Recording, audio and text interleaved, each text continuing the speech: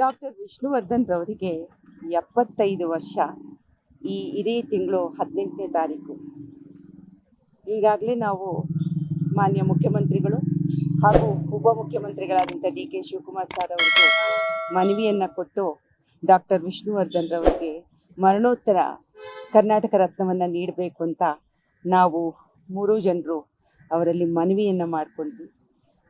ಸಾಹೇಬರು ಅತ್ಯಂತ ಗೌರವದಿಂದ, ಭಾಳ ಪ್ರೀತಿಯಿಂದ, ಯಾಕೆಂದರೆ ಅವರು ಚಿತ್ರೋದ್ಯಮದವರು ಮತ್ತು ಇವತ್ತು ಬಹಳ ದೊಡ್ಡ ಹುದ್ದೆಯಲ್ಲಿ ಇರ್ತಕ್ಕಂಥವ್ರು.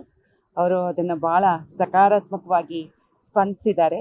ಹಾಗೆ ಶ್ರೀಮತಿ ಬಿ ಸರೋಜಾದೇವಿ ಶ್ರೀ ಹರ್ಷ ಅವರವ್ರಿಗೂ ಕರ್ನಾಟಕ ರತ್ನವನ್ನು ನೀಡಬೇಕು ಮತ್ತು ಅವರು ವಾಸವಾಗಿರ್ತಕ್ಕಂಥ ಮನೆಗೆ, ಆ ರಸ್ತೆಗೆ ಅವರ ಹೆಸರನ್ನು ಇಡಬೇಕು ಅನ್ನುವಂಥ ಮನವಿಯನ್ನು ನಾವು 3 ಕೂಡ ಕೇಳ್ಕೊಂಡ್ವಿ.